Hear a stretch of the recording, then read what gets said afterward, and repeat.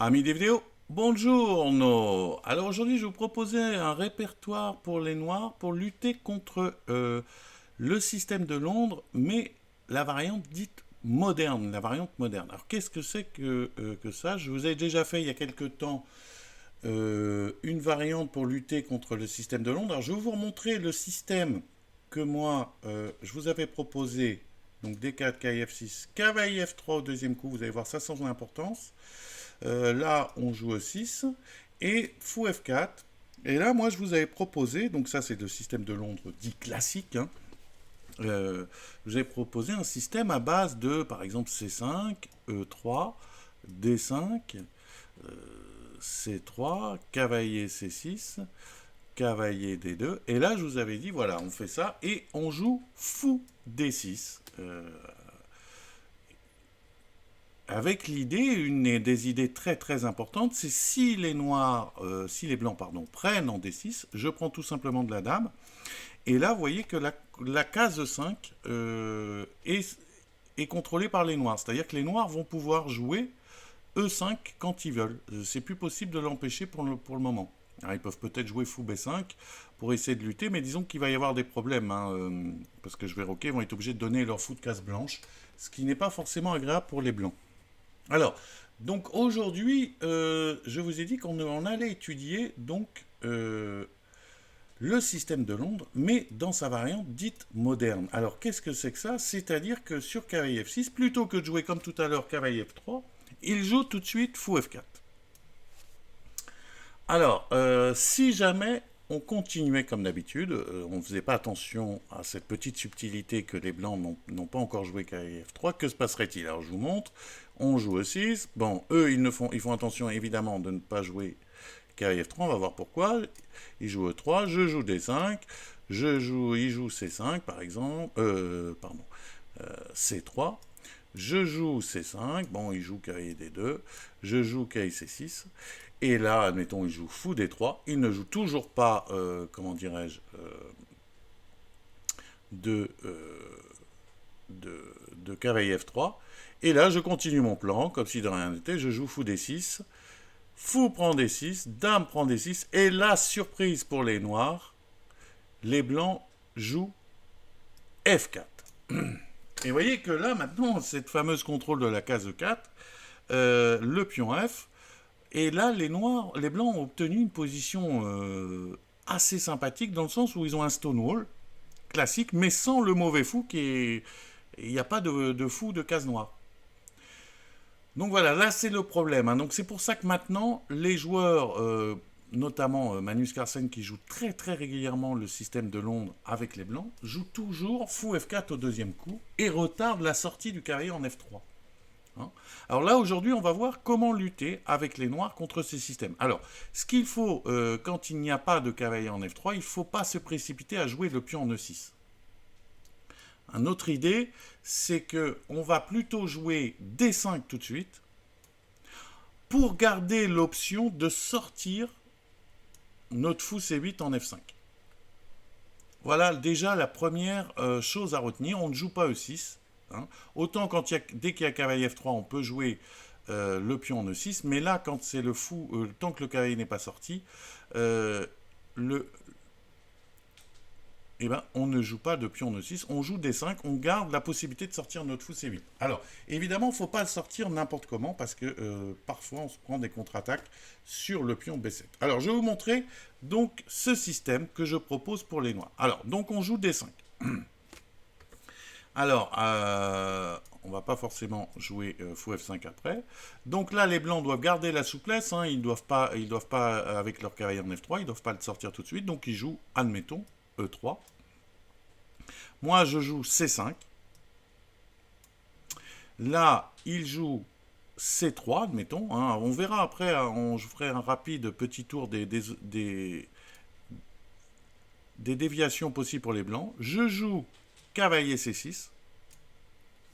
Là, évidemment, s'ils jouent KF3, eh ben, ça transpose. Hein, dès qu'ils vont jouer KF3 assez vite, je vais revenir dans le système qu'on connaît bien, qu'on a vu dans une autre vidéo, à base de E6 et fou D6. Hein. Mais là, il ne joue toujours pas KF3. Alors, il ne joue pas fou D3 non plus, on verra pourquoi. Il joue cavalier D2. Voilà. Et c'est là où on va utiliser l'option de sortir notre fou en F5. Alors, on verra pourquoi c'est mieux au préalable de prendre en D4. Donc habituellement, ils reprennent du pion E. Pareil, on verra rapidement ce qui se passe s'ils prennent du pion C. Et là, je joue fou F5. Vous voyez que c'est un peu embêtant pour les blancs, hein, parce qu'ils payent un petit peu le fait que là, mon fou vient en F5 et ils ne peuvent plus sortir comme ils aiment le faire dans ce genre de système, leur fou en D3. Hein. Alors ici, les noirs, les blancs, pardon, doivent réagir un petit peu, hein, parce que s'ils jouent de manière trop passive, admettons, je ne sais pas, cavalier F3, E6,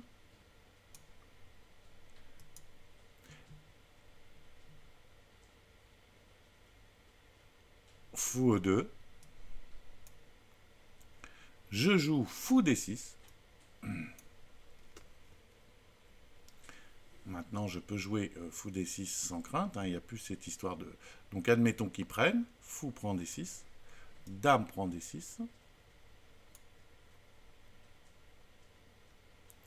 petit roc, petit roc. Et dans ce genre de position, la position est... bon, je pense que, je ne sais pas si c'est un avantage noir, mais c'est quand même agréable pour les noirs. Alors, notamment, il faut connaître ce genre de structure typique. Là, il n'y a pas de colonne ouverte. Donc, les noirs vont essayer, vont normalement construire ce qu'on appelle une attaque de minorité. Hein. Je vais vous montrer un petit exemple de partie, et on viendra tout à l'heure sur cette position. Alors, la même position, comme vous le voyez, peut être obtenue via la carocane. Alors là, elle a été obtenue... voilà, on obtient la même structure. Alors là, il joue H6, hein, pour éviter, très certainement pour éviter cavalier H4 qui prendrait le fou. Hein, donc H6. Alors vous voyez que là, bon, pour les blancs, c'est pas si facile à jouer, hein, parce que les blancs, vous voyez, les pièces sont un peu resserrées. J'ai des pièces j'ai plus de mobilité pour mes pièces. Alors là, il tricote un petit peu, il joue KIF1.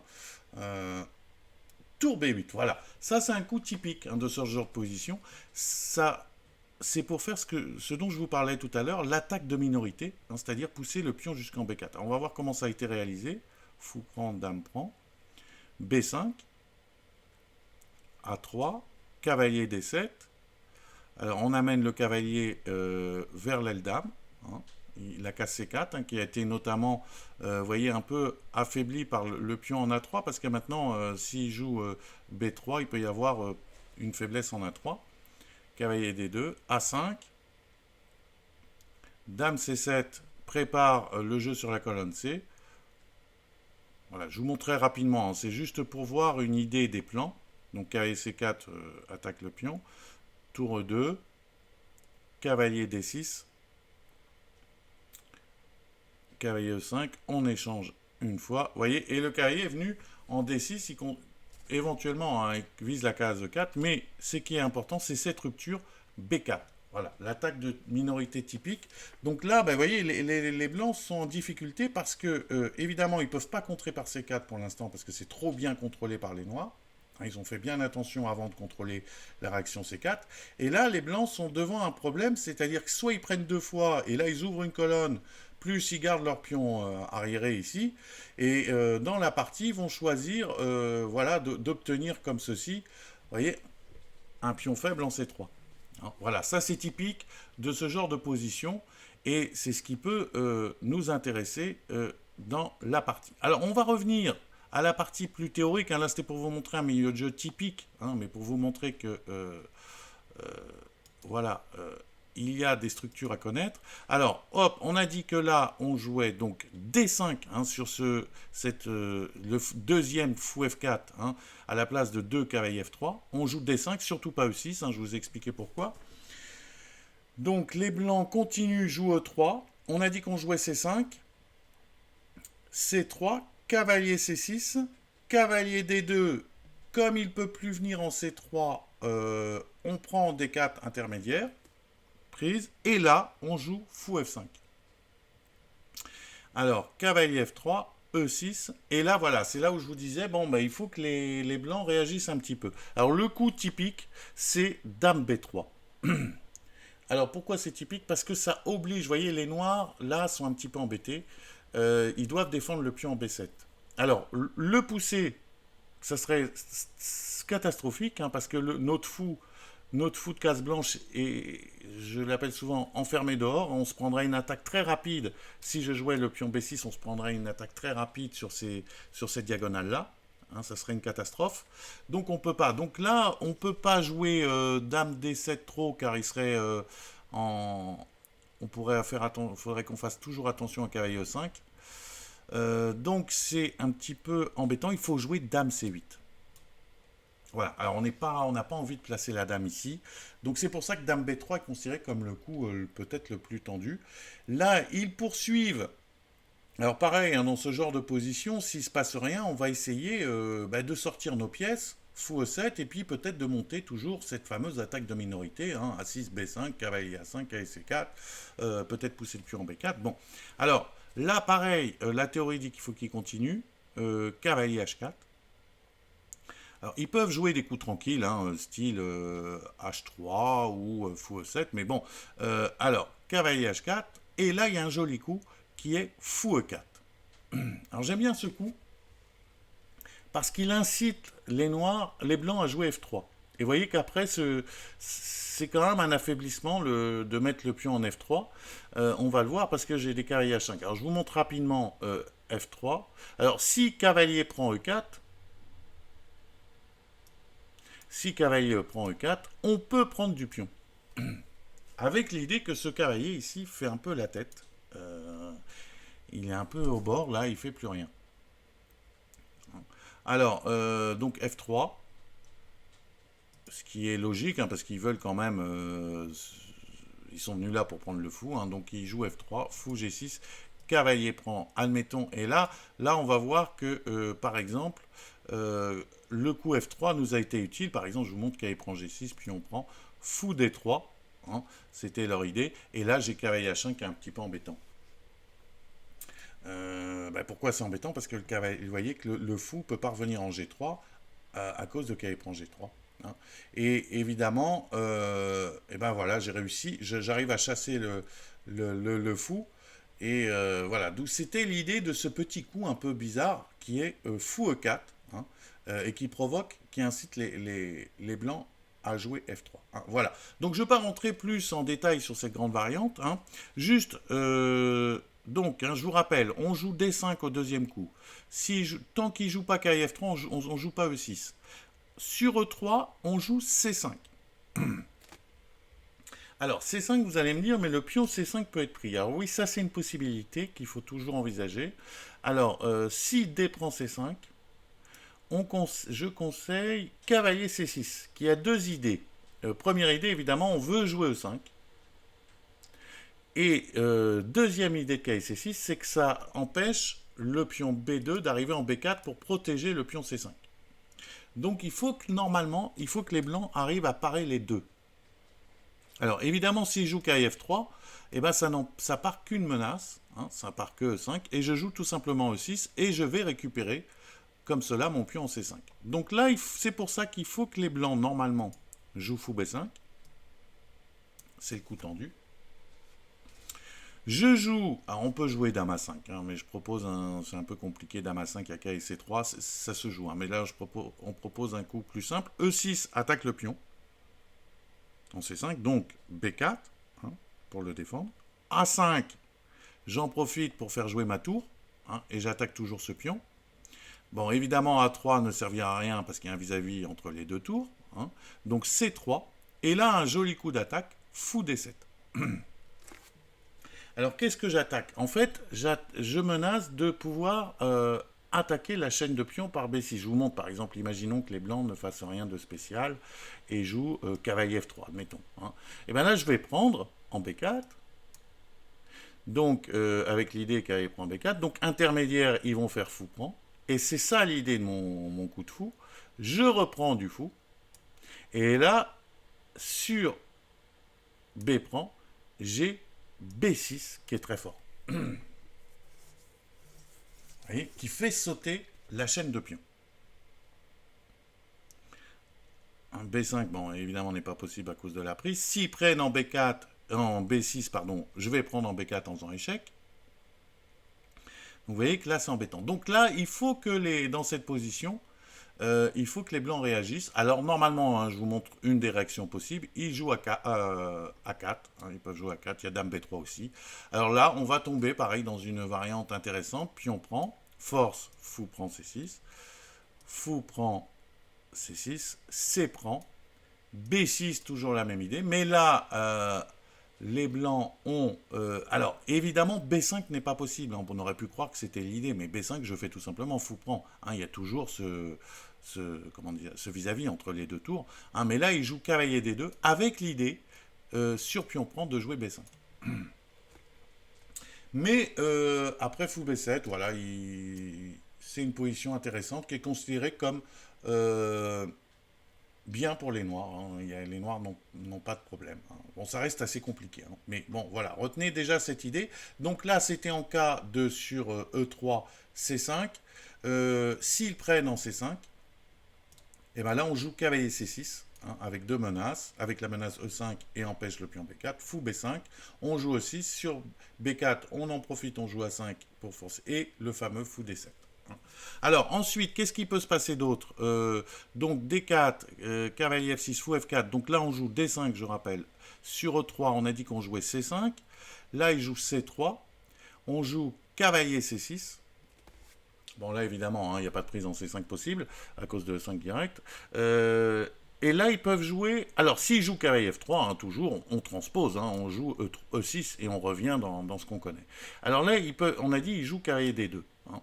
Alors, s'ils jouaient fou D3, à la place de cavalier D2, parce qu'on a vu que quand même, quand notre fou arrive en F5, il est pas si mal. Hein, et après cavalier D2, les blancs ont du mal. Alors, s'ils jouent fou D3, là, on peut utiliser le mauvais placement du fou par dame B6. Dame B6 qui est très très intéressant. L'idée principale, c'est que s'il joue Dame B3, hein, qui est le coup normalement naturel, et ben on joue tout simplement la fourchette en C4. Et ce qui force Dame prend Dame, pion prend, on ouvre. Admettons fou C2, hein, s'il recule ailleurs, on va mettre le fou en F5, donc fou C2. Et là, je vais jouer je joue E6 par exemple, hein, pour empêcher fou A3. Et après, je vais jouer ce plan qui est assez fort. Je vais pousser le pion jusqu'en B4 hein, et obtenir comme ça du jeu sur la colonne A. Hein. Un fort jeu, notamment avec la faiblesse en C3 ici qui pourra être attaqué plus tard. Hein. Donc voilà, je joue E6 dans cette position, je joue E6 avec l'idée B5, B4. Hein. Il y en a qui jouent, hein, on peut jouer B5 tout directement, mais c'est plus compliqué parce que les blancs les noirs ont cavalier, les blancs pardon, ont cavalier A3 avec l'idée cavalier B5. Hein. Même si c'est jouable, je trouve ça un peu plus compliqué. Donc voilà l'idée. Donc si sur fou D3, sur dame B6, voilà, on obtient comme ça du jeu. Hein. Évidemment, s'il jouait dame C1, on aurait également un jeu très très intéressant à base de C prend. Alors, ça fait jamais le plaisir de mettre une dame sur la colonne C, mais là, on prend. Alors bon, s'ils prennent comme ceci, évidemment, il y a cavalier B4 qui est très très embêtant, hein, je pense. Hein. Cavalier B4 est très très embêtant. Donc ils prennent plutôt comme ça. Et là, j'ai une superbe ressource pour les blancs, pour les noirs, et on joue E5. Alors, ça paraît très bizarre. L'idée principale, c'est que sur pion prend E5, je joue cavalier G4. Menace le pion F2 et je vais reprendre en E5 avec un cavalier pour gagner le temps sur le fou. Hein. Donc c'est pour ça que là, dans cette position, il n'est pas considéré comme très bon pour les blancs de jouer fou D3, hein, à cause de ce fameux dame B6. Donc c'est pour ça que là, il joue cavalier D2, et là, je vous dis, on joue fou F5. Non, pardon, on prend On prend d'abord. Hein. Alors fou F5 serait jouable, hein, mais le problème de fou F5, c'est que en cas de D prend C5, c'est plus compliqué. Hein. Donc je prends. Si il prenait du pion comme ceci, c'est pas considéré comme très bon toujours parce que ça, vous voyez, ça affaiblit un peu l'aile dame, hein, parce que j'ai toujours ce dame B6 possible qui traîne. Et là, c'est au moins égalisant. Hein. Par exemple, si dame B3, j'échange les dames et je joue KI B4. Voilà. Bon, ça égalise seulement, mais disons que voilà, ça met un peu la pression sur les blancs. Euh, Ici, ils ont un petit problème avec le, comment dirais-je, la case C2. Voilà, hein, c'est bon, ils peuvent jouer fou B5, fou D7, on est content, on échange notre mauvais fou.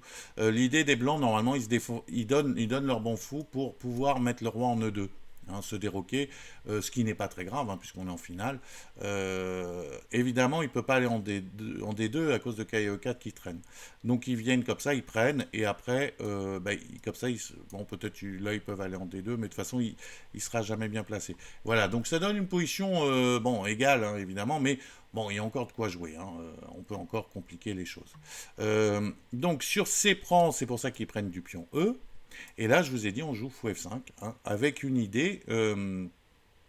Maintenant, il joue KF3, on joue E6, et là, les blancs doivent, bon, on veut jouer fou D6, hein, ils doivent essayer de nous embêter par dame B3, nous obligeant ainsi à jouer dame C8.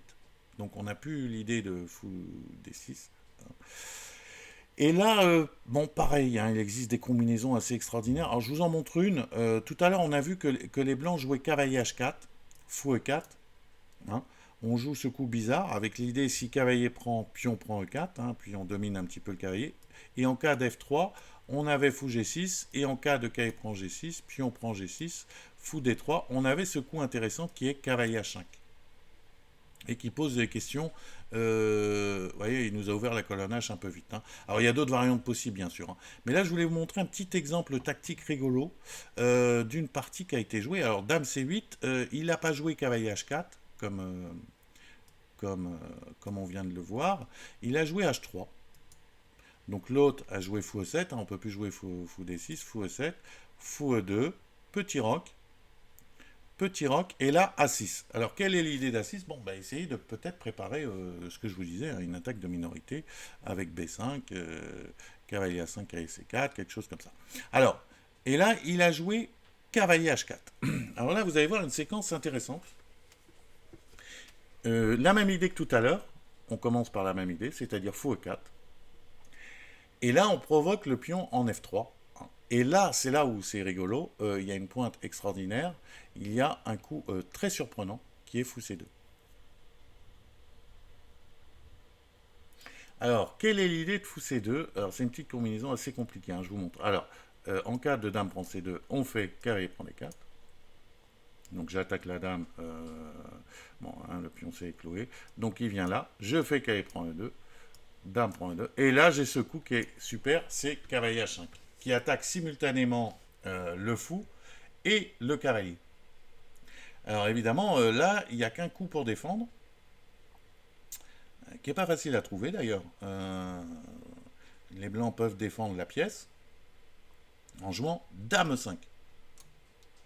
Et parce qu'ils contre-attaquent le cavalier en H5, et si je prends, la dame défend son cavalier. Mais là, il y a cavalier prend F4, dame prend F4. On joue dame D8 au passage pour bien montrer que le cavalier n'a toujours pas de case. Vous voyez, toujours cette idée d'avoir provoqué le pion en F3. Et là, après, hop, je joue G5, fourchette. Et je peux récupérer le cavalier au moment où je le veux par F5. Bon, ça donne, vous voyez, une position extrêmement complexe où les noirs, bon, c'est vrai qu'ils affaiblissent le roc, mais ils ont un meilleur contre. Le roi blanc est quand même assez faible. Ils ont un fou contre un cavalier qui peut être. Alors là, eux, ils ont préféré pas jouer F5 tout de suite puisque le cavalier est un peu dans le désert. Et ils sont passés à l'attaque. Ils ont joué dame B6 échec pour attaquer à l'aile dame. Hein. Mais vous voyez, c'est une petite combinaison rigolote. Hein. Je vous remonte d'où ça vient. c'est là, il a joué à 6, et là, cahier H6, fou E4, et là, le fameux fou C2, qui exploite, vous voyez, cette mauvaise configuration des pièces blanches ici, et l'idée est donc retenir cette idée fou E4 qu'on a vu plusieurs fois. Voilà, donc c'était pour vous présenter cette petite vidéo sur comment donc réagir sur le système de l'onde dit moderne. Moi je dis que c'est vraiment moderne parce que c'est ce qui est joué actuellement. Donc au deuxième coup, on joue fou F4 avec l'idée bien sûr de retarder la sortie du carrière en F3, ce qui nous pose des problèmes, on l'a vu, si on ne s'adapte pas, si on réagit avec notre ancienne défense avec E6. Donc là, on joue plutôt D5, et après, on voit, et dans certaines conditions, quand on est comme ça, là, on joue fou F5. C'est prend et fou F5. Voilà. Donc, on a fait un tour rapide de cette variante. À bientôt dans une prochaine vidéo.